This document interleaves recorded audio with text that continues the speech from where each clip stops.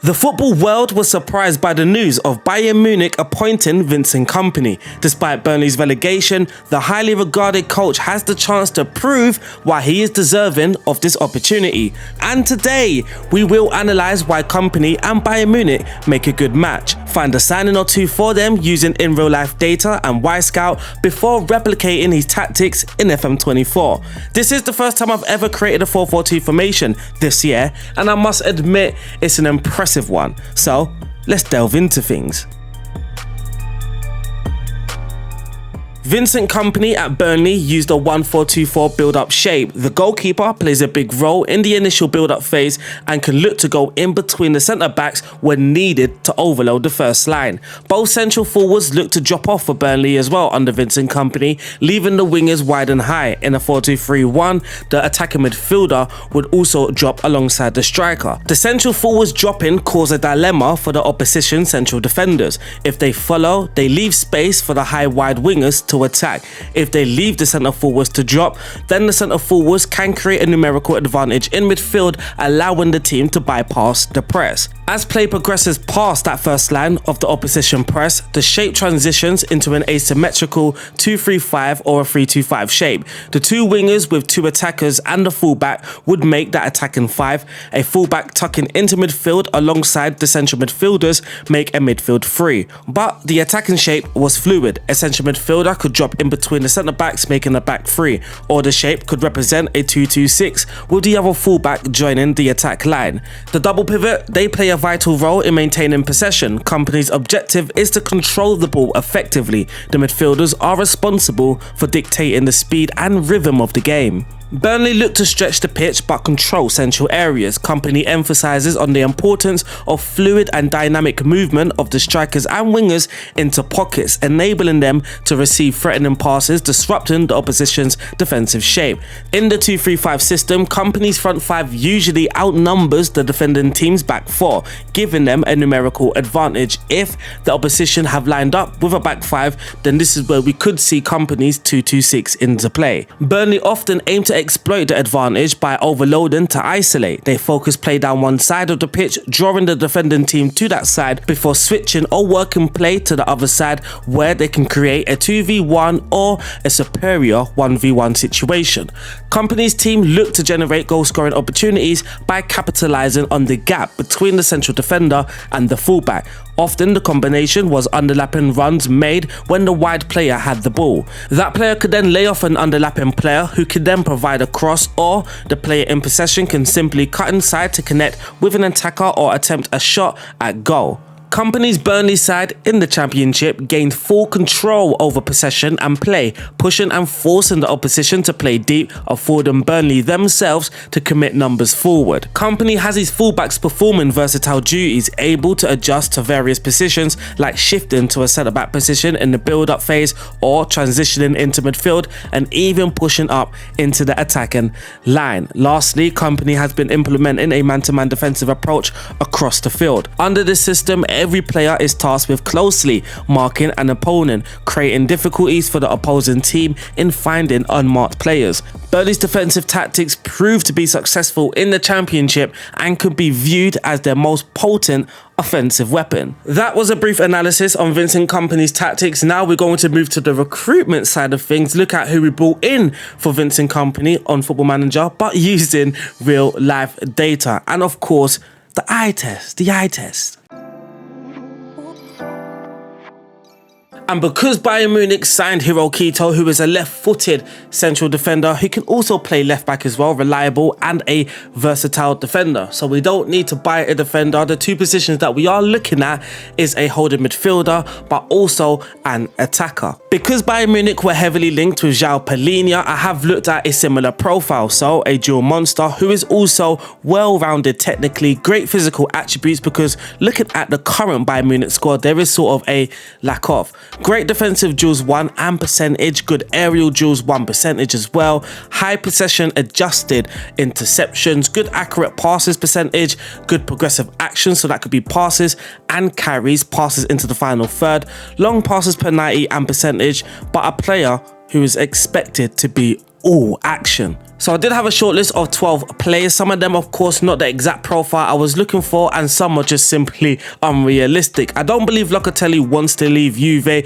He also ended the season in not the best of forms. Zubimendi, again, I don't believe he will be leaving Real Sociedad anytime soon. We, of course, got João Palhinha on this list. Tchouaméni at Real Madrid, of course, unrealistic.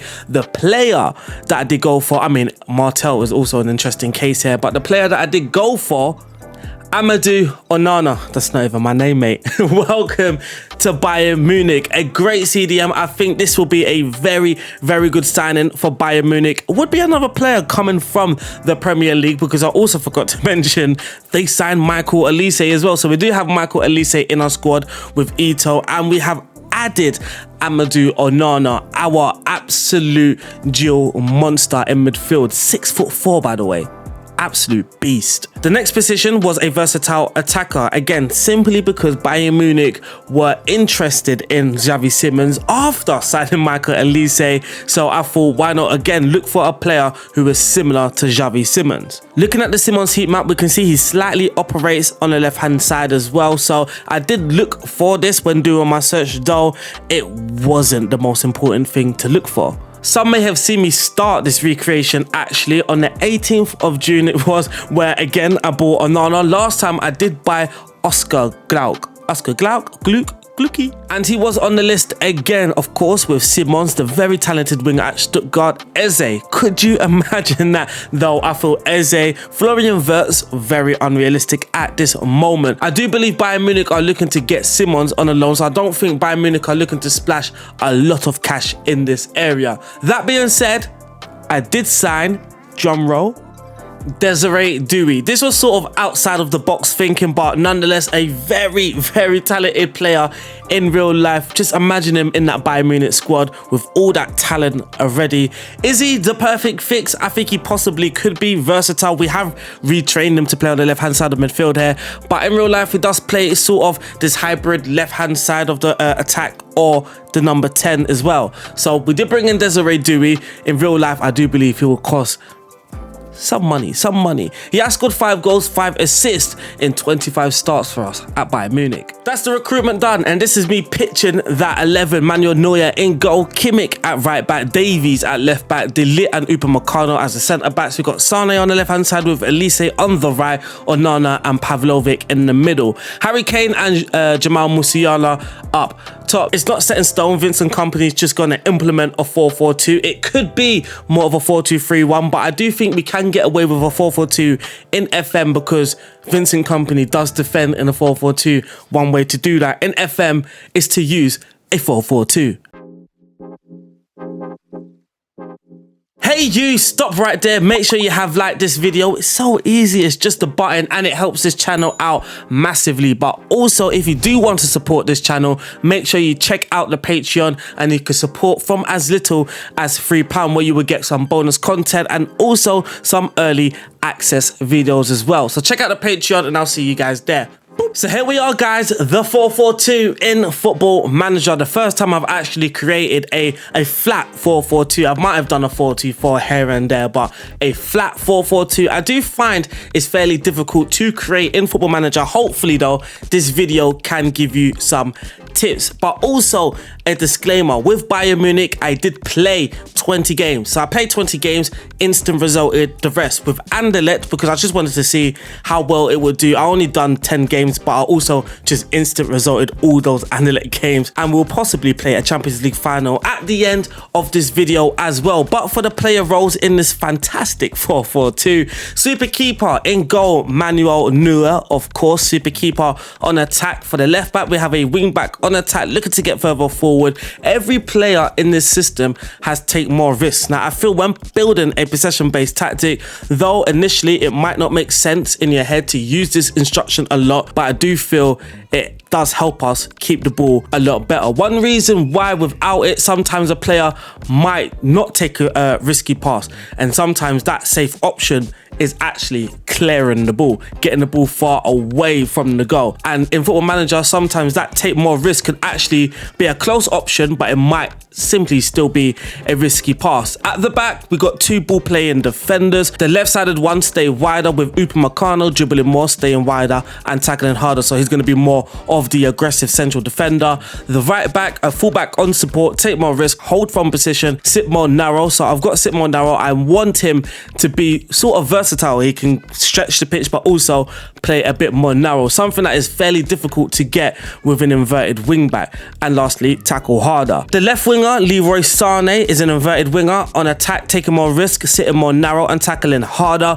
Sitting more narrow, that allows Davies to constantly overlap as well. And then on the right hand side, we've got Michael Elise. He's got no added instruction. I mean, we could add tackle harder and cut inside of the ball if you wanted to, but I've just now realized I've been playing without any instructions there. In midfield, we've got a Carrilero, a role that again I don't think I've actually used in a tactic, taking more risks, tackle harder.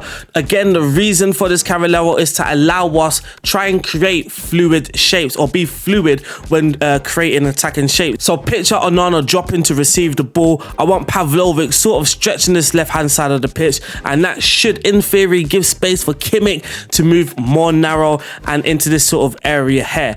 Onana has been given the deep line playmaker role. You sort of have to not totally ignore the role, but don't picture that we're trying to create this Andrea Pirlo. We want him to be Onana. We just want Onana to be Onana. We still want him to win the ball a lot in front of that defense for us at Bayern Munich. Lastly, up top, we've got Musiala as the false 9, roaming from positions and tackling harder. Lastly, Harry Kane as a complete forward on attack, tackling harder. Both forwards will look to drop. Both forwards will look to link up play, exactly what we want, exactly what Kompany wants as well. But Musiala being a false 9 also again allows us to create, if we wanted that more of a 4-2-3-1 shape, then we can have Musiala there, the winger there, Leroy Sané here, and then we can create this sort of 4-2-3-1 shape as well. So you can sort of see why I'm not using an inverted winger on the right hand side. For one, I don't want him to sort of get in the same space as Musiala, but also two, allows Kimmich to make more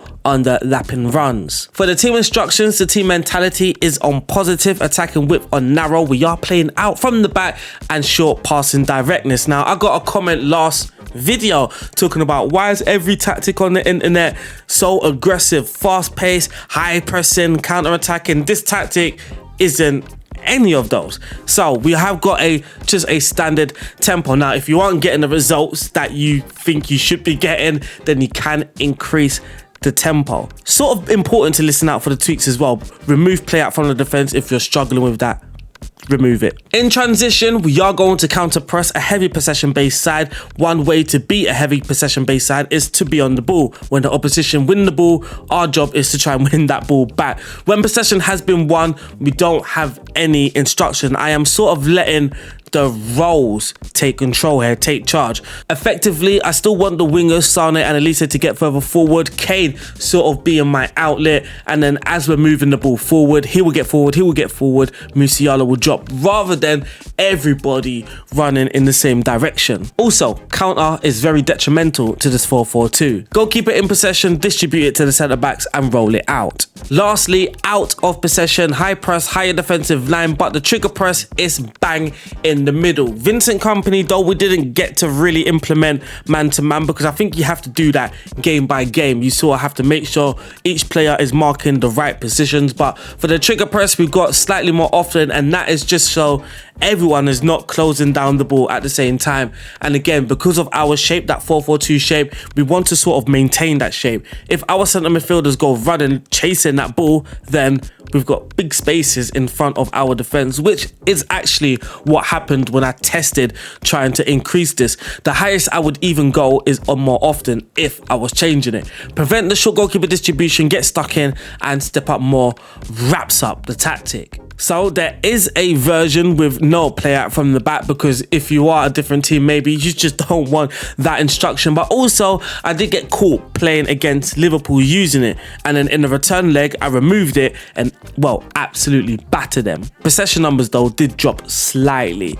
And then also, we have more of a ME friendly, match engine friendly combination up front of a complete forward and advanced forward. The false 9 isn't always on form. Well, not as consistent as the other roles, attacking roles in the game. But That wraps up the Kompany tactic in FM24. We're now going to look at the results and at the very end, play a Champions League final against my team. So there isn't much to show here with the Anderlecht test, mainly because I've only done it for 9 games, and this was the system that I used. So the advanced forward, complete forward system, the one that I said may be more friendly when it comes to the match engine. We did score the most goals, had the most shots for, most possession, but you will see though, when it comes to the few shots against, that there might actually be some defensive issues. And you can see here, high intensity sprints, we are fairly low. So yeah, make of that as you will. But for the Bayern Munich test, and also bear in mind we are a very good team and the tactic is perfectly suited for the players. We literally built the tactic around those players. In the Bundesliga, we played 34, winning 31 out of those games. We lost to Dortmund 3-2 away from home. We've got to play Arsenal in the Champions League final, and we got knocked out in the semi-final of the DFB Pokal by Werder Bremen.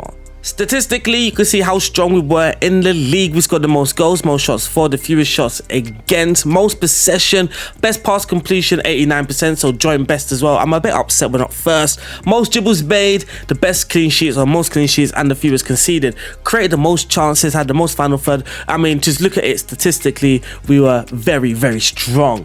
XG, expected goals for, 94. We had 6 players scoring double figures. Matthias Tell, Michael Elise with 16 goals, Thomas Müller, Leroy Sané, Jamal Musiala, and Harry Kane. Harry Kane getting 39. He only got 2 assists though, disappointedly. I actually thought I saw more. And for the assists, we have 5 players in double figures. Michael Elise with 11, Serge Gnabry, Leroy Sané, Alphonso Davies with 18, and Joshua Kimmich with 21, likely to be set pieces. But that's the results, and thank you guys for tuning in. Make sure you do like this video, it's so easy. Make sure you check out the Patreon as well. Shout out to my Patreons that have subscribed over the last few days. Now we are going to play that Champions League final, but I just wanted to say bye just in case you guys don't stick around for that. It will be a very quick one, So here we are, this is the Champions League final, the very last game for Aaron Kompany at Bayern Munich. Let's get stuck into things, lads. Let's go. Today we're going to give 2D some love as well. We're going to use 2D today.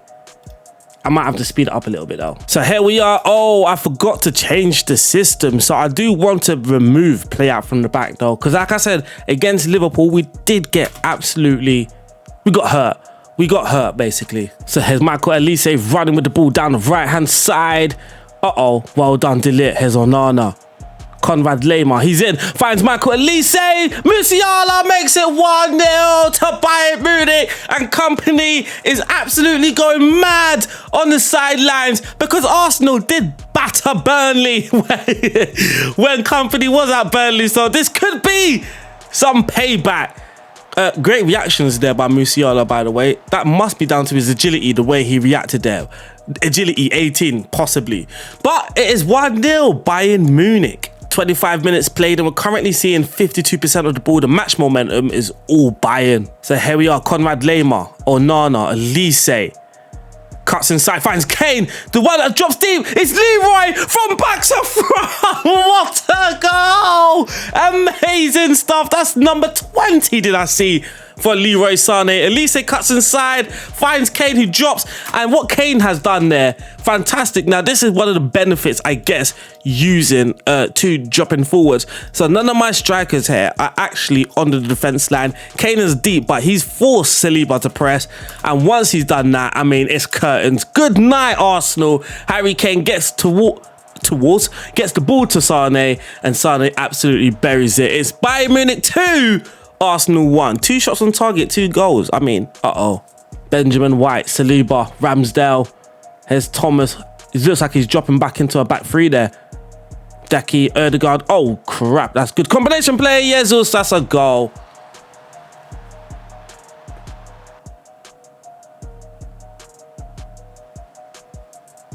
And our centre-back has done exactly... Where has he gone? Our centre-back has done exactly what Des did in that opening goal as well. So it's half-time. Bayern Munich 2, Arsenal 1. And I'm going to change one thing. I'm going to step up more of... It could be get stuck in as well. The reason why he's just pushed out like that, but we are going to remove step up. Arsenal starting to see more of the ball in the second half, but Conrad Lehmann's got the free kick. Upamecano or Nana finds Elise. Elise! It is his. Oh no, it might be off. It might be off. It might be off. Ah. Look at the average rating on our team though. The average rating on our team is so high. It's only 2-1. Oh no, Nana. No, you donut.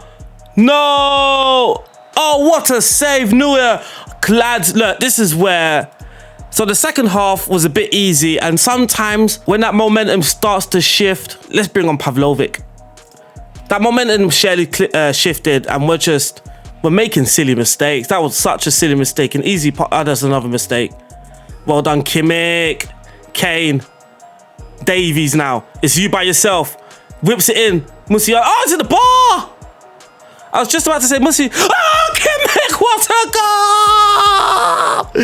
It's Bayern Munich 3, Arsenal 1. I was just about to say Musiala is not much of a target in the box, but he still wins the ball. He hits the bar. Gabriel heads it out. Onana stops that counter-attack, gets the ball to Kimmich, and he drives it in the net. It's 3-1 to the Munich boys. Let's go, man. Arsenal have got into this game in the second half, though. Here's Conrad Lehmann, another deep set piece here. Oh, you donuts. It's another mistake. This is why, do you see now why I removed play out from the back before this game even started? Because these are the sort of the mistakes that we was making against Liverpool when trying to build from the back. And it's moment, oh, lovely stuff here. Oh, what? Ah, come on. We're just making silly mistakes.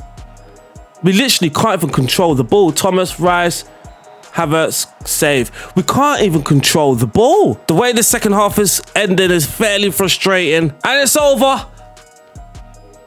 Oh, what happened to the music? My game is actually froze.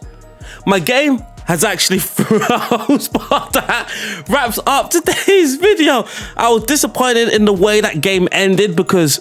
Oh, there we are. I was disappointed in the way that game ended because we absolutely dominated the first half, and in the second half, it just felt like we were just giving them the ball and they got back into the game. Nonetheless, though, Arsenal, again, high-intensity sprints. This is where I feel you have to find a way to up this. There has to be a way to increase the high-intensity sprints. It might be using a defensive winger on support, a ball-winning midfielder, and a pressing forward, possibly without having to change the team instructions. But this can be a problem, maybe a problem in the second half for us. But that wraps up today's video. I hope you guys have enjoyed it. I'm sweating, it's so hot. Peace out, y'all. Peace out. Boop.